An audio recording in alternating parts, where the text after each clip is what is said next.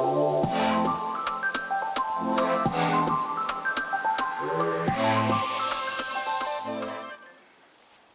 guys, just going to run over the accessories that I've got fitted on my Transalp, and the accessories I've had fitted is the up and down quick shifter, which is there, okay, the upper with the fog lights fitted, or spotlights, okay, the silver Transalp radiator cover. I have ordered, just Honda haven't got them in stock yet and they haven't been fitted, is the lower bars and engine sump guard. I've also, as part of the package, had the off-road pegs fitted. I do find that they're so grippy that I struggle to get my feet off the pegs, believe it or not, to change gears at the drag, so I may be swapping those back out for the standard ones. Okay. Also, as an optional extra, I had fitted the wind deflector on the upper fairing on both sides, and the wind deflectors on the standard windshield. Okay, so it's a standard windshield with the wind deflectors, and they're fitted both sides, and also both sides just above the tank. Okay, the handguards are the standard Honda OEM handguards, which came with a package. They're not robust in the sense of off-road, but they keep all the weather off your hands. I have fitted myself a SATNAV support bar. I ordered it off the internet and it was expensive. It was about £40. The only problem was the bar that came with that was only about that wide, so I don't know what happened there, but because I had the bar from the SATNAV support that I had fitted to the NC, it fitted perfect, so I just swapped that out, and I didn't write to them to complain. But otherwise it fits quite well down here. I have, because the angle of the metal is slightly out there, I'll just zoom in a bit. I could bend it, but I haven't. I could, bend it to fit, but I haven't. So just as for security, I put a nylock nut, even though it's only just on with a few threads. It's not actually into that nylock, but I put the a washer on the back of the rubber grommet or rubber fixing with a nut on both sides of the bike. See if I can show you the other side. Hang on, excuse my fumbling. Just for security, in case that decides it's going to pop off, so it won't pop off. It has something to stop it, but it isn't actually holding it on, it's just there in the background just in case. Another extra I had fitted was the OEM 12 volt socket here, look, where I can plug in a dual USB and charge bits and bobs that are in the tank bag. The OEM Honda tank bag, so I've got the bag, and these are the clips, as one each side here, look, that holds the bag onto the tank. Okay, I'll show you that in a moment. So this is the Honda OEM tank bag that comes with the bike as an accessory, or it doesn't come with it, but you can purchase with it as an accessory. So it's 3 litres. You've got a little bit of room down in that part of the bag that covers the curvature of the tank, which is quite useful to fit bits in. It's also got a pocket in the top that takes you into the clear plastic covered top section of the bag, where you can put phones or maps or leads or whatever in. And it's got a nice quality zip actually, with nice Honda bits on there, look, which is quite nice. You've also got a front pocket which I keep a bit of change and a few bits in, and that's sort of reasonable size, fit a few things in. I find I can put me wallet or phone cover in here up on end. It even takes this little camera that I'm recording on in the top bag, and a few of the bits and bobs, and it's held on with these security straps, and also magnetic tank flaps which fit onto the tank. And there's, if you get the tank bag, it comes with a protection film as part of the kit that they fit to stop it damaging the tank. And if you take it off, there's a little handle to carry it with that just sits there. It will go underneath, it will tuck underneath, out of the way like that, so you can't see it. Okay, and I quite like that because I don't particularly want a tank bag, but it's not in your way, and it helps you sort a few things out, carry a few small things, because I've lost the trunk from the NC now. So I'll just show you that. So I've just put on the over cover, and that gives you an extra layer. I mean, it's probably shower proof without it, but this is like an extra removable layer that you can put over your bag, and that comes off and fits nicely inside. You've got a little bit of room to put it inside as well. One thing I did forget to show you guys is there's an accessory hole there, look. It says earphones, but you can put your charging lead from there if you're charging something in the bag, and then plug it in to here. Okay, and I tend to carry in here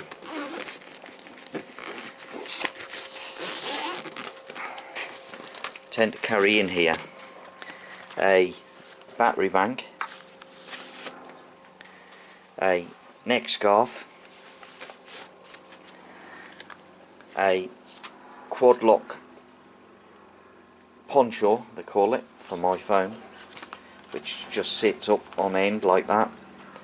The quad lock back plate, when I've got it employed holding the phone, I put my ordinary phone holder with me wallet and things up on end in there. And the camera I've got in its case, it's I'm using a Sony 405 camcorder at the moment. I'm giving this a try instead of using the adventure camera for off the bike shots, and you can zoom in and things on this, you see. But anyway, it fits in there, so I've got the camcorder handy for when I'm out and about. Oh, the cover for the tank bag will, if you crunch it up, tuck down in that little front void I showed you earlier. So you can push that in there, and you've still got all the space for a camera in there. Okay, just zip that back up like so.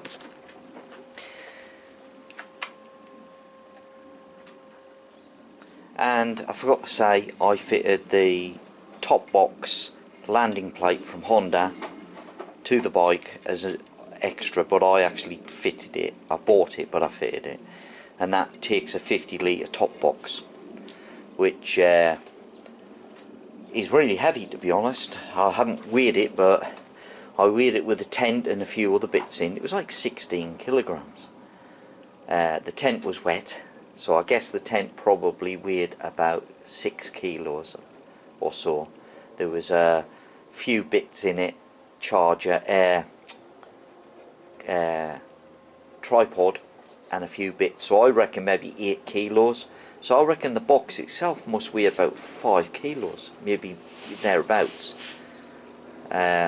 which troubles me a little bit because there is a sticker on here which you might be able to see, and it says that you shouldn't put more than 8 kilos, smaller than or equal to 8 kilograms, and I assume that's for this back rack, but the box almost weighs 8 kilos, so not quite sure what's going on there.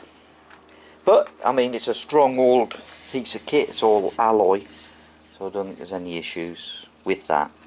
But I am conscious of the weight up there because it makes it so much more tippy. So we're working on solutions to reduce that right down. Okay.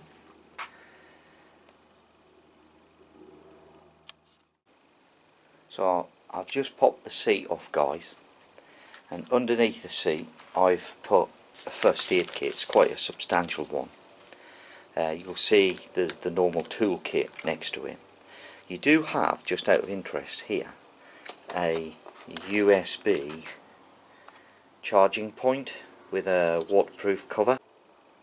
So I've just popped the plastic cover back on, the waterproof cover. And then you've got your battery, just out of interest, or no, it isn't your battery actually, it's your electronics box. Sorry, battery is here. But anyway, attached to the battery I have put a tether lead on for charging. Okay, and also I've put a fused, the fused lead on, which comes from Quad Lock, and I've just tucked that in there, look. And that is an automatic sensor box that should turn off your accessory when it's when the voltage on the battery drops down to 12.7 volts. When it's above that, it automatically powers up the the Quad Lock inductive charger, and it's on auto. There's 3 positions for that. I'll just see if I can show you. It's in auto, and you've got center position is the off, and the lower position down here is permanently on. So it's on, auto, and off. Okay, so it's in the auto position. So if you forget to isolate, because you can actually isolate on the Quad Lock, there's a little on off switch at the back just there, which people either don't know or forget about. So if you leave it on, it will eventually, the light will go off when the battery voltage drops, when the ignition's turned off. Okay, but it works quite well sat there, the phone. It's out of the way, and if I'm using my phone as SATNAV, I can see the phone quite easily without having to look down. Really, I can just glance at it, so it works really well there. Okay, so that's the extras that I had fitted when I bought the bike, albeit I haven't got the 2 units down on the bottom of the engine, the guard and the sump, the metal pipes, or metal crash protection, and the skid plate. They're still to fit. Okay, so that's my optional extras I had fitted. I did buy, but I fitted them myself, along with a few other parts actually. I've got the OEM Luggage accessory to hang the panniers on, which comes with a lower section, which I've shown on one of my other videos how I fitted that. And a good bit of kit. The only problem is the panniers aren't particularly strong, and if you lose your footing and fall, your panniers will crack. Okay, what I forgot to show you that I fitted, guys, or what I have fitted also, because the Transalp doesn't come with a cruise control, is a friction throttle lock. This is a cheap one off eBay, which cost me £25. You literally open your throttle till you get the speed you want when you're in top gear on the motorway. Press that button and it holds your throttle in position. Now it does, if you're going over bumps, and over time I guess gradually loosen off depending on how taut you've got it. But the advantage is you can relax your hand, take your hand off to do something or adjust your coat or whatever, and it works a treat. Now you can, while it's in that position, just increase it or reduce it. It's literally, or you can turn him off and it returns. Perfect, actually, to be honest. So anyway, another thing I'll show you while I'm here is I will show you the charging unit for the phone. So if I just make sure she's in neutral, and she is, start her up.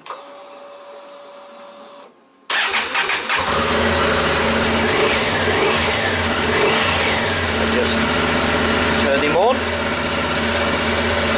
Okay, so that's on, and there's a little button behind there, you just squeeze it in, turns it off.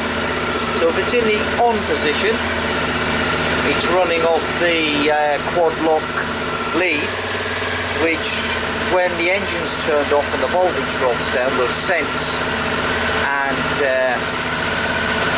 turn itself off, which is very good. Okay, lovely dashboard, I must admit, on the Transalp, and I've got 1,299 miles on my dash. Oh, I've also fitted a screen protector. I did fit it myself. It's not on particularly brilliantly. There is a couple of air bubbles around the edges on it, but I'm just interested in making sure the screen doesn't get scratched and I can live with an odd air bubble. Okay.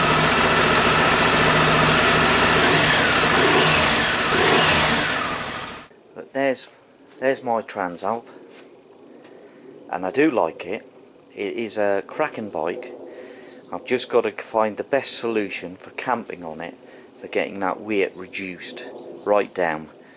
So I'm seriously considering using the Hepcorn Beckett side panniers to keep the weight low, because they don't weigh next to anything and they're top loading. And if I do use the top box, I'll reduce the amount of stuff that's in it, I think, or put a dry bag across the pillion seat and dispense with the top box.